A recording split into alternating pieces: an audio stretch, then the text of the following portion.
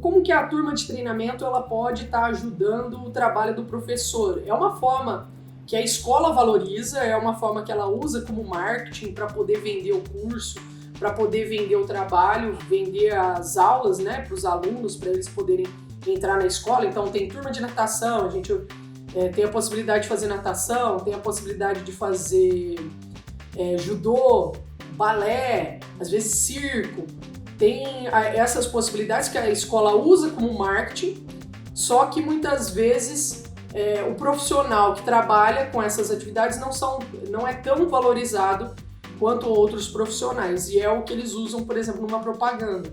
O professor que ele tem essa possibilidade de fazer essas mudanças, de ter essa especificidade, essa especialidade, esse professor ele consegue inclusive se destacar. Por exemplo, se você precisa de um emprego numa escola, por exemplo, ou até mesmo numa academia, se você tem uma especialidade, é muito mais simples de você conseguir esse trabalho do que se você não tiver essa especialidade. E as turmas de treinamento, inclusive, muitas escolas elas oferecem. Então, às vezes tem turmas de treinamento de handebol, de futsal, de basquete. Algumas escolas elas se destacam mais fora do Brasil. Eu acredito que é até mais valorizado do que aqui no Brasil, mas tem como nós mesmos construirmos isso. Então, quando você vai para uma escola e tem um trabalho interessante, por exemplo, de handebol, você começa a ficar conhecido como uma escola que trabalha com handebol, e muitas pessoas que procuram isso vai para aquela escola. Por exemplo, eu já tive várias oportunidades até do pessoal chegar,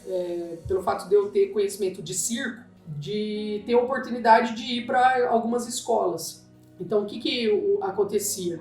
Muitas pessoas chegavam e falavam, escola tal queria tá procurando um professor que trabalhe com circo. Se você for lá, entrega seu currículo, você pode estar conseguindo um emprego lá. Só que no caso, eu já tive até alguns convites relacionados à faculdade, né? Eles queriam um curso, só que a faculdade não ficava aqui na minha cidade, era numa outra cidade, e aí eu preferi nem mexer com isso, já tinha o meu emprego, que eu trabalho já faz tempo, desde quando eu entrei nessa área, eu já entrei como professora efetiva.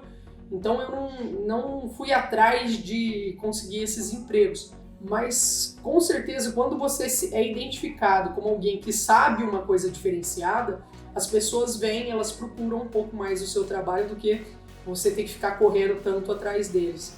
Se você levar o seu currículo e está lá escrito uma coisa que é valorizada na sociedade, mas que não tem tantos profissionais para trabalhar, você consegue ter um valor maior. Então, por exemplo, no caso do circo, aqui em Ribeirão Preto não tem tantas pessoas especializadas em trabalhar circo com escola, que tenha formação, por exemplo, de educação física, pedagogia, que trabalha nessa área de dar aula de circo, por exemplo. Apesar de que aqui em Ribeirão Preto já é um lugar que é um polo de circo, né? Então, perto de outras cidades. Agora tem outras cidades que tem menos ainda.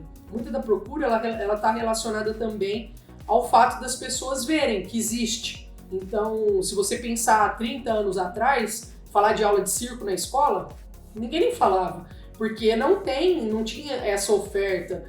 Hoje já tem um pouco mais de procura com relação a isso. Algumas escolas hoje, eu já até tenho uma amiga minha que trabalha numa escola particular, que ela estava falando que a escola dela queria dar uma inovada para chamar a atenção dos alunos, fazer com que os alunos quisessem ficar na escola, porque sempre tem muita concorrência nas escolas particulares, e aí ela até pensou de levar a proposta de um projeto de circo, mas não tem condição, o tempo que eu tenho para me dedicar a isso é bem pequeno, então é difícil de ir lá para oferecer um trabalho de circo nesse momento.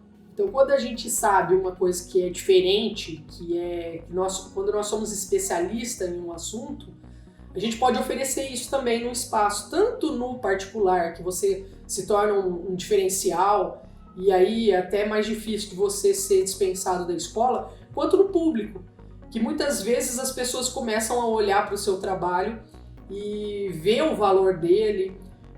Por exemplo, no meu trabalho de circo sempre foi escola pública, e a escola sempre gostou bastante, porque dá uma visibilidade maior, No meu caso, até a televisão foi lá, fez uma matéria sobre a aula de circo, como que fazia a integração com as crianças com deficiência, como as crianças que normalmente tinham muito problema de indisciplina, elas começaram a participar mais das aulas. Então, assim, tem coisas que, com o engajamento do aluno, da criança, nessas atividades, ela ainda tem como fator outras coisas, como, por exemplo, essa questão da disciplina, das crianças com deficiência, que elas acabavam conseguindo fazer essas atividades, elas criavam laços afetivos que ajudavam ela até a se desenvolver melhor, por exemplo, no aprendizado de leitura, de escrita. Isso acontecia comigo lá, só que tudo isso eu fui descobrindo durante a própria aula. Então eu comecei e fui descobrindo, não foi uma coisa assim planejada para tudo isso acontecer. Com o tempo eu fui vendo que tem essas possibilidades, acabei até me destacando na escola. Eu cheguei em 2008, por exemplo, eu consegui fazer várias apresentações aqui na cidade. A gente chegou a fazer uma apresentação na PAI, fazer apresentação em grupos que tinham algumas atividades, então eles iam fazer uma festa e chamava a escola. Eles ofereciam transporte, alimentação para a molecada e a gente ia para lá. Muitas vezes o engajamento das famílias, das pessoas com relação ao circo acabou ficando cada vez maior e eu só não consegui continuar, primeiro porque eu saí daquela escola e segundo porque depois de um tempo, quando você trabalha com essas atividades, fica muito complicado quando você é a única pessoa que faz isso. Se você não tem um suporte de ninguém. Então, meu suporte normalmente eram os pais que participavam da aula ou os próprios alunos. Tinha até ex-alunos que iam e participavam da aula para me ajudar. Só que aí a escola começou a proibir esses ex-alunos de entrar, proibir os pais de entrar, proibir a comunidade de entrar, de participar. E sozinho, realmente, quando você vai trabalhar numa coisa, por exemplo, como o circo, que eu cheguei a ter turmas de 50 crianças, então eu tinha meus ajudantes que a gente conseguia fazer as atividades. Quando eles começaram a tirar esses ajudantes, a gente já não consegue mais trabalhar com uma quantidade muito grande de pessoas. Eu até cheguei a tentar formar professor para ficar no meu lugar ou para me ajudar, que a gente pudesse trabalhar junto, porque fisicamente a gente começa, todo mundo envelhece, né? E a mesma força que eu tinha com 20 anos não é a mesma que eu tenho hoje.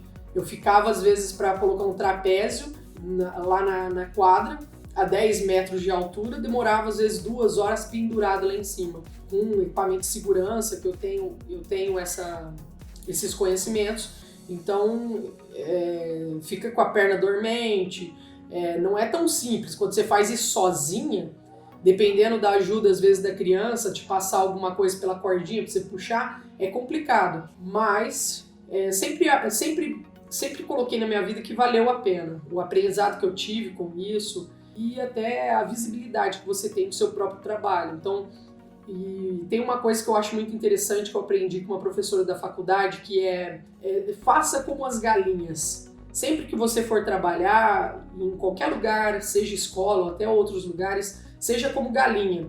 Bota o ovo e grita para todo mundo descobrir que você botou o ovo.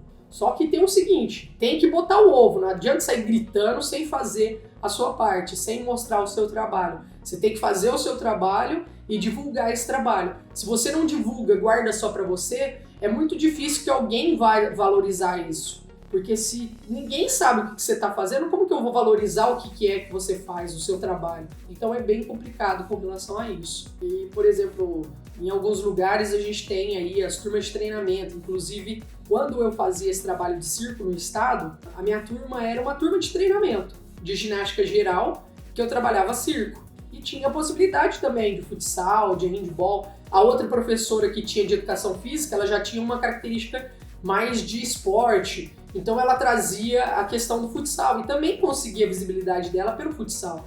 Então depende muito daquilo que você tem em especialidade, que você se dedica tanto a aprender quanto a ensinar. Você tem que se doar com relação a isso, aprender mais sobre isso, e é possível, com o trabalho de pesquisa que a gente tem depois de formado, conseguir aprender essas outras coisas também. Em alguns momentos a gente tem que pesquisar mais, precisa ir em cursos, fazer outras coisas. A gente pode buscar esse conhecimento de várias formas. seja ele fazendo uma pesquisa, fazendo cursos, mas é possível e a gente consegue. Eu não tinha, na época eu comecei em 2004 o circo, 2006 eu já trouxe ele para minha aula. E eu sabia muito pouco, por exemplo, de malabarismo, não era uma área minha área mesmo era o tecido. Então você vai aprendendo mais. A minha especialidade era mais o tecido, eu entrei por causa do trapézio, mas não me adaptei. E depois eu fui aprendendo outras coisas no próprio circo, malabarismo, o palhaço, que não, eu gosto muito dessa coisa teatral, e o mágico é o único que eu até tentei, mas muito treino para conseguir fazer uma mágica interessante, legal. Com as crianças ainda dou conta de algumas coisas, mas de uma forma geral é mais difícil.